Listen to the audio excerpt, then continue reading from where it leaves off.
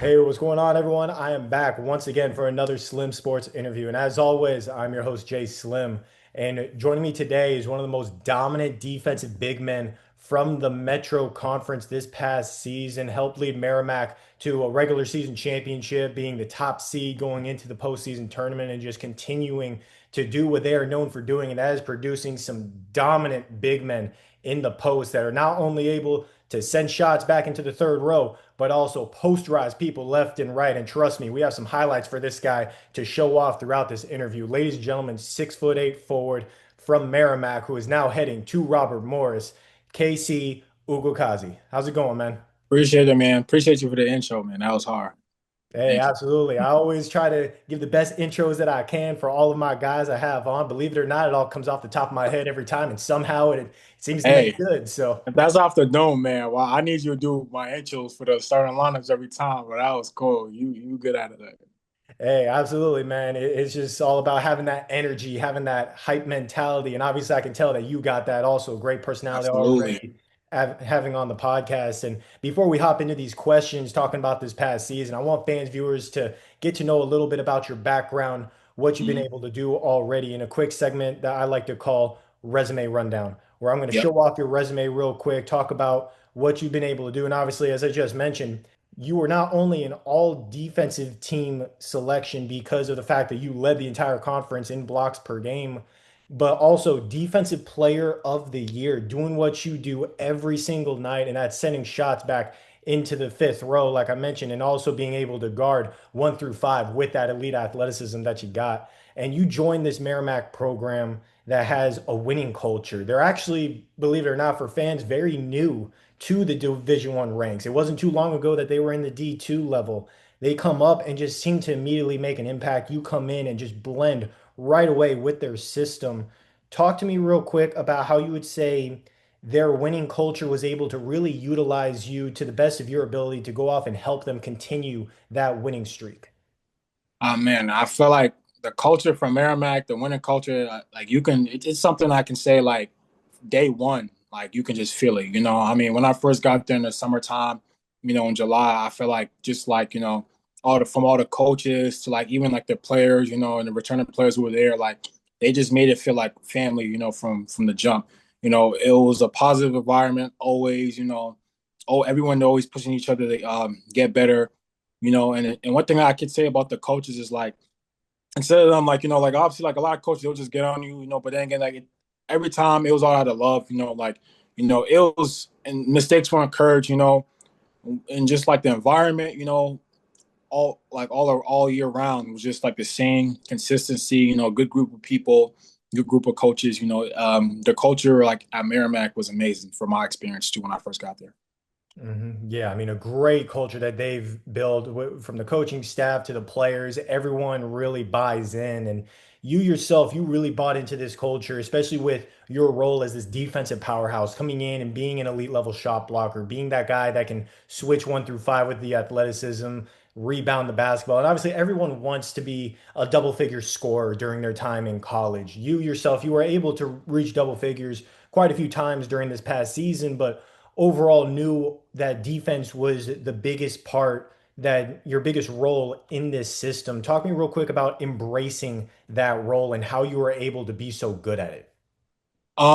Just it wasn't as easy as it was, obviously coming in, obviously I kind of had to find like my niche, so to say, from my college career, especially for my first 2 years, I kind of struggled with it. But then again, like I feel like just like when I got to Merrimack, you know, uh like especially they already had a system for me, set up. And as far as like just like the energy, like and like being the heart and the soul of like the backbone of the defense, and just as far as it's a team, I was able to grow as a leader too, um, you know, and be one of the vocal points and like one of the voices on the team this year, which was really special. And I didn't take advantage of that. I just embraced, my role and, night in, night out. Once I knew we were winning games and what was working and what they needed me to do for my coaches, I kind of just like, I owned it. And just doing that, allowed me to be able to grow, in my space, and be able to say, okay, I knew every game what I was going in and doing, and like I said, I was just like a team player. All I wanted to do was win, and just knowing how to do that.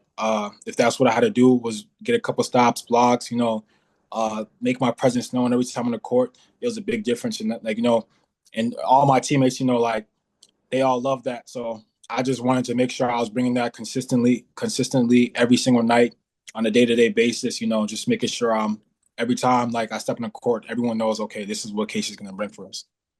Yeah, and I mean having that mindset really blended well with Merrimack, who over the past couple of years have had one of the top defenses in that conference consistently, and usually are the team as a whole, much like this year, ranked first in blocks per game. I mentioned to you before we started recording, I had Brian Atumu on last year, who with Merrimack he was their leading shot blocker, best shot blocker, I believe, in the conference last year, just like you were this year.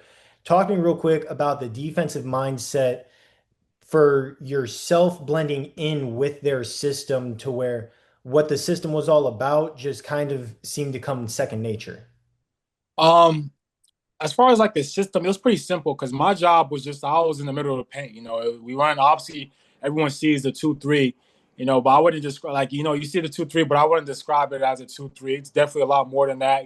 As far as like the 5 man, I'm actually doing a lot more than just staying in the paint. I'm flying out to corners for closeouts, taking away shots. Obviously elbow catches. It's just straight 1-on-1, and kind of the system the way it was for me was just like as soon as the ball gets inside the paint, it's just you and your man. It's just 1-on-one, mano a mano, and coach was kind of just like they knew that they needed someone physical, tough, mentally too, just to be able to and take on that role.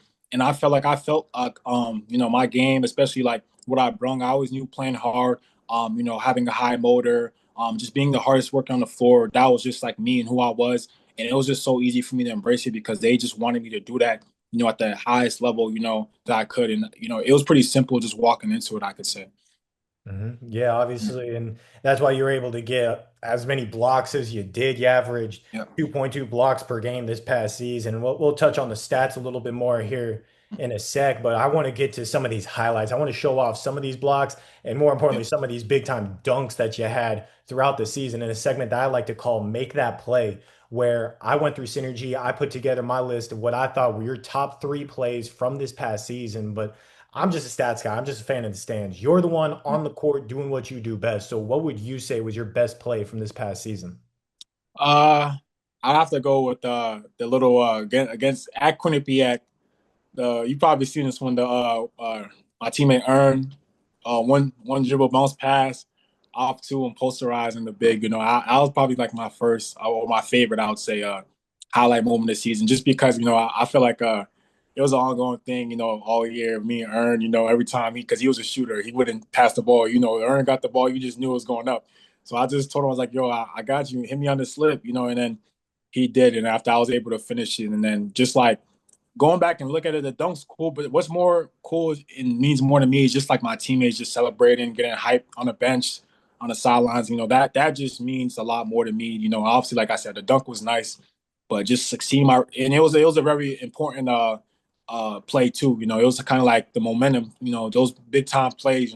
Momentum shifts in the game. So like that was one of those like momentum shifts too against one of the great teams. They was number one preseason ranked coming into the conference, Quinnipiac. So they were a really good team. It was a tough game too, but I was glad I was able to. We got the win too, so that was the most important part. So I would probably say that was my first or my favorite play of the season. Hey, well, funny enough, I have that on my list as well. I have that at number three, though. I'll get into two and one here in a sec. But I mean, you pretty much explained it right there. Great little pick and roll posterizing dunk that you had where you hit that roll perfectly. Your teammate got you that bounce pass right to you, and you just rose up, two-handed slam right on top of their big man, got that momentum. Bench was hyped. Everything that you just said perfectly right there. That's at number three. Number two, I put your chase down block also against Quinnipiac, Mm. where you chased down that Bobcats player down the court and he went to lay it up. You said, no, not today. And you just sent it back into the third row just with some ferocity. But number one, the one that I had to go with was the and one poster slam against St. Peter's, where you Mm. caught it on the block and you got that first defender to fly right by you, boom, faked him out, and then posterized another defender through Yeah. contact. They called the foul. You got the and one opportunity. Just put him on an ESPN top 10 type of dunk right there. So obviously, those are my top three. Obviously, you had a whole lot more throughout the season.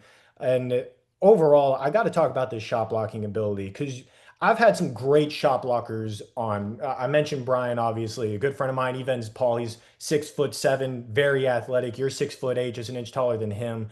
But your shot blocking ability, I've never seen someone with your kind of athleticism and shot blocking ability that's also able to block corner threes effectively, mid-range jumpers effectively, because a lot of your blocks weren't just in the paint, they were also out on the perimeter, showcasing that athleticism. Talk to me real quick about what went into that, the IQ level that you have when it comes to timing these blocks. What really goes into that?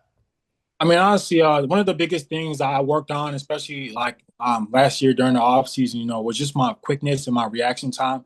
I honestly knew with my 7'1" wingspan, I have like ability to be able to recover on a lot of shots, or get a good contest, on a lot of shots. So just footwork, and then like you just said, the timing, and then just knowing, okay, like it's almost like a little game I play. It's like, all right, if I get close enough to you where I know I'm in shot blocking distance for me, all I gotta do is just like, have my hands down.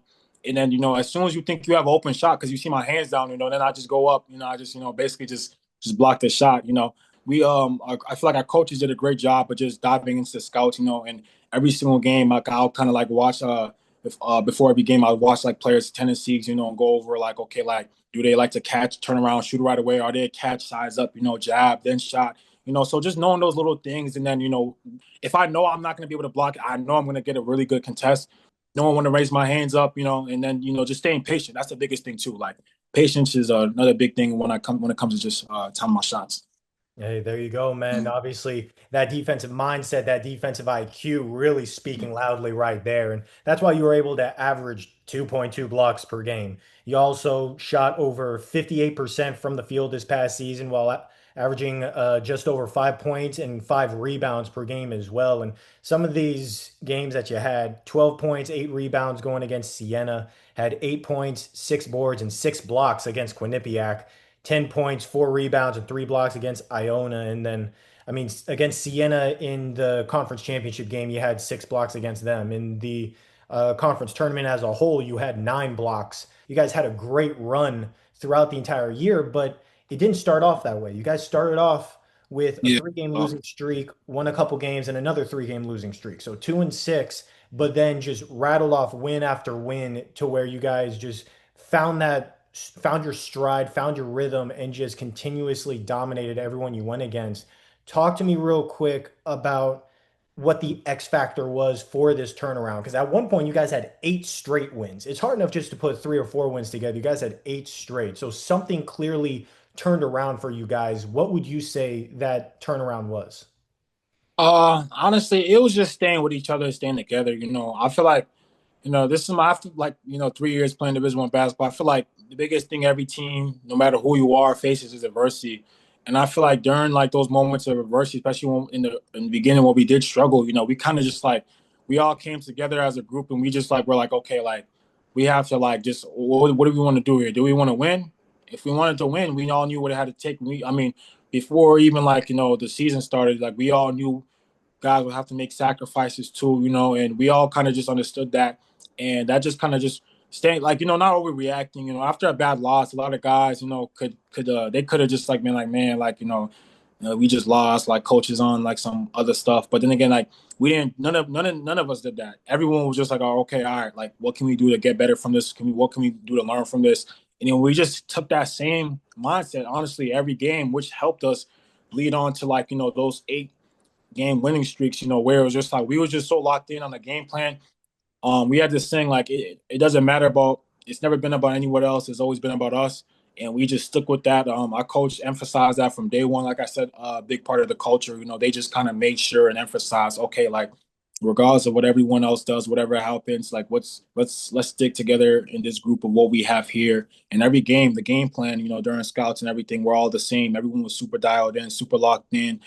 We all just understood what it took, and we all just went out and did that on a night-to-night basis, which is why we were so successful.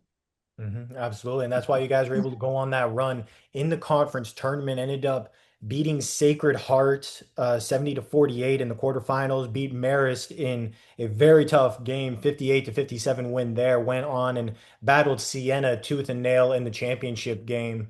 I mean, you guys were able to, I mentioned before, obviously, you had 9 blocks throughout the game, throughout the tournament as a whole. So you were able to make your impact defensively night in and night out, do your thing, had some good scoring outings. Obviously, your teammates did what they do best. Talk to me real quick about that conference tournament and what was that mindset? Obviously, okay, season could be done at any point. We got to go out there and execute. Talk to me real quick about that execution in those first couple of rounds. Honestly, I mean, for me personally, let's just start off like it was tough for me going into that tournament. I'd missed the last 2 games off of an ankle. I was coming off a high sprained ankle injuries, which was like 4 to 6 weeks for recovery, which my AT told me. But like I was just going off it off of like a couple of weeks of rest, basically. Like a 2 weeks of rest. And part of the reason why I didn't play those 2 games was to save myself for the tournament because I knew my team was going to need me. Just my presence on being on the court, I knew how much it meant to the team. And just going into that, I was personally just like honed in there. Okay, like, even though I'm coming off an injury, I had some stitches in my hand too. A lot of people don't know I had stitches right before. A lot was going on mentally, but I knew all that stuff didn't matter, and I knew my team needed me. Being a defensive presence, communicating, uplifting my teammates, just doing whatever I could, basically, just to help us, win. As far as the team, everyone else, they basically knew what they wanted. They knew their role. Everyone knew what they were doing. Everyone was just super locked in. Everyone else was like super focused. Hey, there you go, man. Obviously, you did whatever you had to do in order to help your team win. That's a veteran mindset, a true leader mindset, and a winner's mindset, obviously. And that's why you guys were able to go off and do what you did. And you yourself, at the end of the season, you ended up entering the transfer portal, bet it on yourself, and now you're heading to Robert Morris for the 26-27 season to continue your career at an even higher level, looking to go off, improve your numbers, and improve your win totals, obviously, being able to win throughout your career, obviously coming off of this incredible season with Merrimack. What was it about Robert Morris that really stood out to you, and how do you feel like you're going to be able to blend into their system right away? I mean, honestly, from my first conversation with Tool, I just knew he wanted me. I just knew that they were super into me. They were super committed to just coming in and taking me and developing me. I was talking to a lot of high major schools, high mid majors, throughout the process during the portal. But I feel like what stuck out to me was about Robert Morris. They just were super like they kind of gave me those same vibes. Obviously, like a lot of people, some people might know like Coach Tool and Coach Coach Gallo. They're really cool friends. They're really close friends. So knowing I'm gonna have that family aspect, that was one of the biggest things that I was looking at during the portal. For me, family, obviously, culture. They obviously did more on their resume. They had one conference championship, like about a year ago. So which they already know what that is, what it takes to win. As far as like the system, they just had two of their top two big men on the team. Go off to high majors. So it's like they know what it takes to come in and develop bigs. On my visit, the coaching staff, young staff, they were super like family oriented. Everything like just felt very like good vibes throughout the whole process. And I just honestly felt like that was the place where I can feel like I was be at home. And then, like I said, they took a. I'm super grateful they able to take an opportunity on me. And I'm super excited too. Like I said, same mindset going in. I care about winning, so just going there, I just knew I can go in and be able to have an impact and more importantly, have an impact on winning. So that was just kind of like the reason why I just overall just chose Robert Morris. It just fit right. Hey, there you go, man. Definitely can't wait to see what you do with Robert Morris next season. And no doubt in my mind, you're going to continue playing alongside a lot of great talent there, just like you were this past season at Merrimack. A lot of great, talented players that you got to be alongside. And I want to give you a chance to shout out some of these either current teammates, past teammates, or future teammates in this segment called Who's Up Next, where you get to recommend some players that I can have on to talk about their careers, their stories, just as you're doing now. So, who would you say is next up on the Slim Sports podcast? My first one I like to shout out is my teammate Jacob Moore. Jacob was a freshman. He redshirted this past year, but super athletic, 6'8" or 6'9", I'd probably say, like crazy wingspan, like 6'3", 7'4" wingspan. He's definitely next up, as a freshman. He's putting a lot of work in over the season. I've just seen his growth from like the summer to now. I just feel like he's someone you should be on the lookout for coming up this season. And obviously, my other two teammates, I'll give a shout out to Ernest and give a shout out to Kabir. Obviously, had both amazing years. He went off to Wake Forest. My other teammate, Ernest, went off to Boston College. Those were two guys who I can say I appreciated, who helped me during my process and, had a great time during Merrimack. And then I'll just give a couple of shout outs to my teammate Lee, my teammate Jay, my teammate Lo, Andres, Todd, all my other teammates from Merrimack. I love them all, every one of them, honestly. So yeah, that's my. Hey, there you go. A lot of great names right there from Merrimack. Definitely looking to get quite a few more of them on after the careers that they've had and continuing to have, obviously. And so great names for who's up next. Now we got to talk about what's next for yourself. Obviously, we talked about Robert Morris, talked about why you chose them, why you're going there. But what I want to ask you now for this final question is what are you looking to improve at this off season to where you can go into this upcoming season with Robert Morris, help lead them to March Madness, be a top team in their conference while being the best version of yourself yet? Honestly, like I said, I'm actually in Arkansas right now, working out with my agency. I've been here for about like a week and a half now. I got another week left. I mean, I've just been training. I was fully committed this year into just growing my game offensively. Obviously being in the portal. I heard a couple of feedbacks back. About like shooting wise, and like I said, just I always knew I could shoot. Obviously, like I said, I embraced just a more defensive role at Merrimack. I'm looking to grow my game offensively. Just like get into my spots, just making sure I'm a capable three-point shooter, capable mid-range shooter, just those type of things. And like I said, I've been super locked and I've been grinding, every single day. I'm a guy that's gonna do whatever it takes, to get to where I want to get to. So I'm just super locked in. I just grow my game offensively too, going to Robert Morris. And I feel like I chose a great option, no better than Coach Two. I really believe in his process, and how he's able to develop his bigs, one of their bigs. I think both of their bigs shot over 30% this past year from three. So just kind of talking with them already. I'm just already looking. I'm super excited to get down there and start working, just basically on my game as soon as I get over there. Hey, there you go, man. Definitely can't wait to see what is next for you next season. Definitely going to be tuned in to see some more big time dunks, some big time blocks, and it sounds like some big time threes that you're going to be knocking down next Yes, season. Definitely sir. can't wait to Yes, see sir. that. Stay tuned for the three ball for sure. Hey, absolutely, man. And you already know this time next year, you're going to be hopping back on the podcast and we're going to be showing off all of those highlights once again, just like we did for this past season today, man. Love No, getting guys with high energy and just great personalities like yourself on the podcast. So thank you so much for hopping on the Some Sports of podcast course, man. today Of for a course, man. fantastic Appreciate you. interview. Yes, sir. Yes, sir, man. Appreciate you. Thank you for having me.